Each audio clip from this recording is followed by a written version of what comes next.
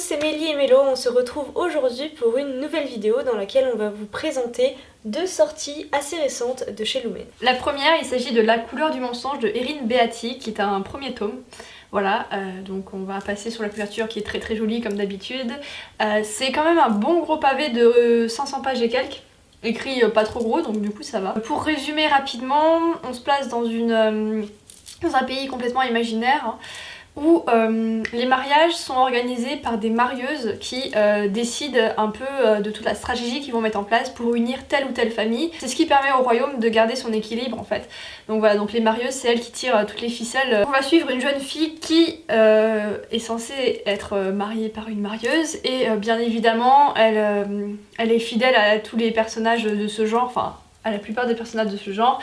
Elle est rebelle, elle refuse de se marier, elle veut surtout pas ça. Voilà, elle est très très courageuse, elle ne se laisse pas faire, elle n'hésite pas à dire ce qu'elle pense, hein, donc même si elle est similaire à beaucoup d'héroïnes de ce genre-là, c'est quand même une très très bonne héroïne que j'ai beaucoup appréciée, vraiment. Je me suis très attachée à elle. Et ce qui fait l'originalité de ce livre, en fait, c'est que tout se passe sur un fond de manipulation, d'espionnage, de stratégie, de logique, etc.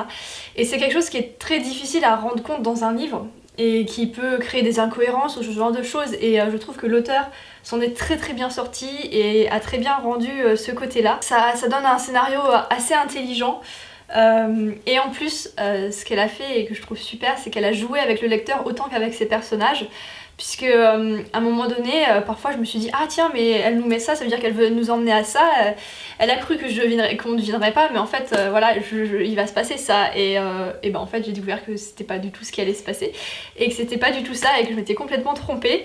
Voilà, bon après il y a certaines choses que j'ai devinées, hein, bien sûr, sinon c'est pas drôle, mais il y a d'autres choses qui m'a complètement menée en bateau, et ça j'ai trouvé vraiment très très bien. En parlant du coup de la difficulté de ne pas créer d'incohérence, vu que bah, elle s'amuse à créer des faux semblants en fait.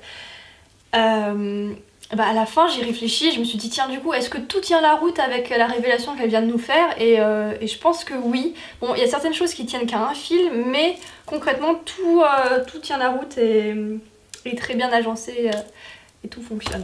Pour revenir sur le personnage principal, je l'ai beaucoup aimé aussi parce qu'elle est très intelligente. Voilà. D'habitude, bon, les personnages sont rarement stupides, mais là, elle est vraiment, vraiment intelligente. Et bon, après, ça rend le personnage peut-être un peu parfait. C'est peut-être ce qui pourrait lui être reproché, que ses défauts sont tournés de telle façon que c'est des qualités, hein, bien sûr.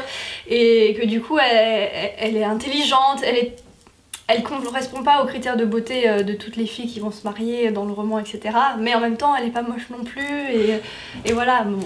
Moi, c'est quelque chose qui m'a pas dérangée, je me suis vraiment très très attachée à elle. L'écriture m'a permis de lire très très vite ce roman, hein. L'écriture est vraiment pas mal, voilà. Elle sort pas particulièrement de l'ordinaire, mais elle est très bien quand même. Ce qui fait aussi l'originalité de ce roman, c'est que Lorine ne va pas essayer de remettre en cause tout le système de son univers. Elle va pas essayer de tout changer, de révolutionner, de prendre le pouvoir ou quoi que ce soit, hein, pas du tout. Elle va faire avec, et du coup l'histoire va tourner autour d'autres choses. Bien évidemment il va y avoir une histoire d'amour, voilà. Bon pareil, elle est vraiment très très touchante, moi je l'ai beaucoup aimée. Après ça reste une histoire d'amour jeunesse, mais pas trop non plus, enfin elle est pas trop gnangnante ou quoi que ce soit. Pour un livre, je pense que c'est un livre jeunesse quand même. J'ai trouvé que, ouais, young adulte, ouais, bah, il est largement accessible pour des personnes beaucoup plus âgées, et à aucun moment je me suis dit non, j'aurais préféré le lire quand j'étais plus jeune. Et pour revenir sur le fait que c'est un premier tome, en vrai, en lisant la fin, on peut très bien s'arrêter là, il n'y a aucun souci. Bon, il y a peut-être un petit élément qui va mener à la suite, mais c'est pas un cliffhanger ou quoi que ce soit, donc on peut se dire ah tiens, peut-être que l'auteur va se servir de ça pour faire un deuxième tome, mais à aucun moment on se dit ah c'est nécessaire que je lise le deuxième tome. Voilà, donc pour les gens qui sont un peu allergiques aux sagas ou quoi que ce soit, c'est une très bonne chose. Juste ce qu'elle vient de raconter, ça me donne trop envie de le lire.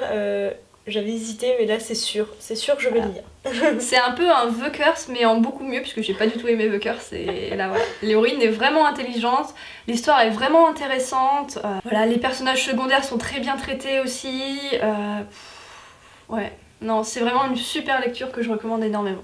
La deuxième sortie dont on va vous parler, il s'agit du Faiseur de rêves, sorti le 19 avril de Laini Taylor. Original, c'est le premier mot qui me vient à l'esprit quand je veux décrire ce livre, parce que je suis tombée dans un univers complètement nouveau que j'avais pas l'habitude de voir. Alors, on reste dans des classiques quand même, enfin je veux dire, bon, il y a des royaumes, des machins, mais il n'y a rien de particulièrement décrit. Vous aurez à aucun moment une explication du fonctionnement de la politique, tout ça, c'est pas du tout l'objectif de ce roman. C'est ça que j'ai beaucoup aimé. On tombe presque, il y a beaucoup d'onirisme, on parle de rêve dans le titre, c'est pas pour rien. Il y a beaucoup de passages dans les rêves, et tout le reste à côté, même quand c'est pas des rêves, finalement, ouais, ça a un petit vernis brillant très très beau que j'ai adoré dans les descriptions. Enfin voilà, j'ai adoré être là-dedans, je trouvais ça très très beau. Toute l'histoire tourne autour de 2 mystères qui concernent une cité.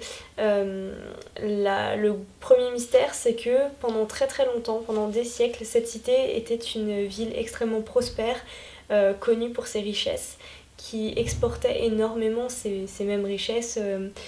Il y avait un petit côté, voilà, il y avait un petit côté magique, pas mal d'alchimie, enfin quelque chose voilà, de très très beau, assez nouveau, qui fait envie, voilà, on a envie d'en savoir plus, de le découvrir. Et donc, 200 ans avant le début de cette histoire, d'un seul coup, plus personne n'est sorti de cette cité. Plus aucune marchandise n'est arrivée dans les autres villes, plus aucune caravane n'a fait le chemin à travers le désert pour sortir de cette ville. Et plus personne ne pouvait non plus y aller. Voilà, tous ceux qui essayaient en fait étaient tués avant d'y entrer déjà et avant d'en revenir. Le deuxième mystère qui entoure cette ville, c'est que 15 ans cette fois-ci avant le début de cette histoire, cette cité avait encore un nom. Et 15 ans avant le début, tout le monde a oublié ce nom. D'un seul coup, du jour au lendemain, le nom a disparu de la mémoire de tout le monde, des écrits qu'il y avait. Tout le monde savait qu'elle avait un nom, tout le monde savait qu'il avait su un jour ce nom, mais plus personne ne s'en souvenait, et le nom qui remplaçait à chaque fois, c'est Désolation. Donc toute l'histoire va tourner autour de la résolution de ces 2 mystères par un jeune homme qui s'appelle Laszlo l'étrange. Un personnage que j'ai beaucoup aimé parce qu'il sort, je trouve, de la catégorie classique des personnages de fantasy. C'est pas un combattant, c'est pas un grand stratège, il a pas de capacité magique particulière, il est rien en fait. C'est juste un orphelin qui a été mis sur le chemin de ce mystère parce que un vieux moine lui a raconté une histoire et dans sa tête c'était tellement magique qu'il a voulu en savoir plus. Et du coup il s'est concentré sur le mystère de Désolation, ça représente toute sa vie. Mais rien de plus en fait, c'est juste un peu une espèce d'universitaire qui a fait des recherches pendant des années dans une bibliothèque pour savoir d'où ça pouvait venir, et c'est tout. Il a rien en fait, il est même pas forcément beau, il est pas décrit comme beau, il a le nez cassé, voilà, et rien d'exceptionnel, hein. Il s'est pas cassé dans une bagarre, non, il y a un livre qui lui est tombé sur le coin de la tête, et c'est tout. Et ce personnage est un grand rêveur. Il est très gentil aussi, il a pas d'ambition personnelle. Voilà, il centre toute sa vie sur la découverte des mystères, peu importe comment, mais tout ce qu'il veut savoir c'est pourquoi. Il y a d'autres personnages qui sont très intéressants. Les mystères de Désolation qu'on découvre vraiment petit bout par petit bout, j'ai adoré. Par rapport aux autres personnages, je pense notamment aux enfants, alors la progéniture des dieux, voilà, c'est comme ça qu'ils les appellent. Ce sont donc des, j'ai envie de dire demi-dieux, des êtres hybrides que j'ai adoré parce qu'ils ont la peau bleue. Moi ça m'a fait penser à Avatar. Je les ai trouvés très beaux. Toute cette histoire, je l'ai trouvée très très belle. Voilà. Petit défaut quand même, il en faut bien un.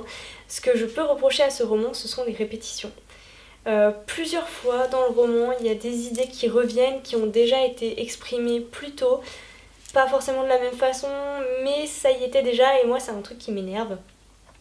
C'est pas trop prononcé, mais juste assez pour que, voilà. Petit point négatif parce qu'il en fallait bien un.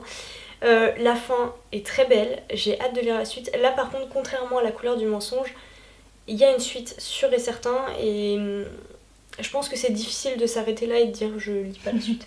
On a la résolution des mystères, on a des solutions qui sont apportées, mais on a surtout d'autres questions qui arrivent. Notamment il y a des questions qui se posent par rapport à ces fameux dieux. On a très peu de réponses par rapport à eux, par rapport au passé. J'espère en tout cas que ce sera développé dans le 2e tome, et donc j'attends sa sortie avec impatience. Voilà, c'est fini pour cette présentation. On espère qu'on vous aura donné envie de lire ces livres puisqu'ils nous ont vraiment beaucoup plu. En attendant, on vous souhaite de très bonnes lectures et on se dit à la prochaine vidéo.